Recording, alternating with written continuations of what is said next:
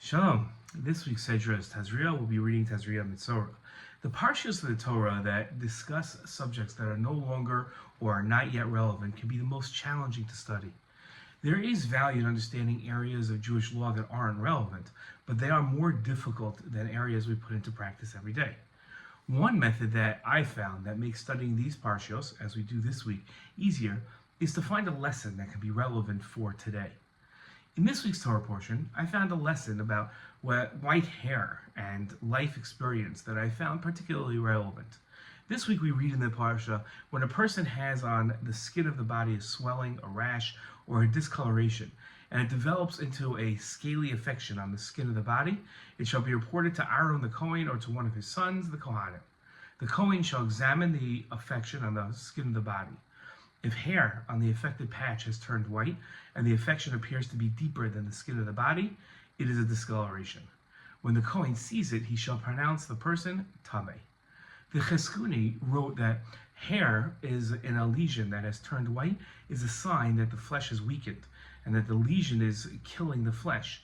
Even in the elderly, when they weaken, their hair turns white.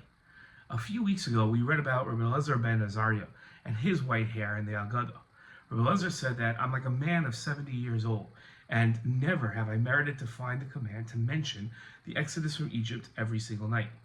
Now, Rabbi Elazar was mentioning this episode in his life, that when the sages decided that Rabbi Gamliel should no longer lead the Jewish people in the study hall, the sages decided that Rabbi Elazar ben Azariah should take his place. His outstanding characteristics set him apart from the other candidates. He is wise, he's rich, and a 10th generation descendant of Ezra the Sofer. They came and they said to him, "Would you consent to being the head of the yeshiva?" Now he said to them, "I will go out and consult with my household." He meant his wife. He went and consulted with his wife, and she said to him, "You have no white hair, and it's inappropriate for somebody so young," he was 17 at the time, "to head the sages."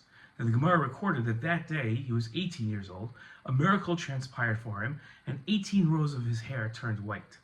The Gemara comments, that explains that which Rabbi Elazar ben Azariah said, "I am as one who is like 70 years old," and he didn't say, "I am 70 years old," because he looked older than he actually was because of his new white hair.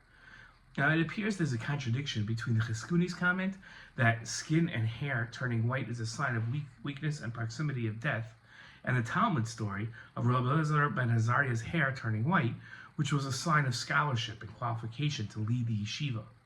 The answer to the seeming contradiction doesn't lie somewhere between the two sides, as is frequently the answer to many seeming contradictions. When it comes to white hair, there are two aspects that seemingly contradict but are actually both true.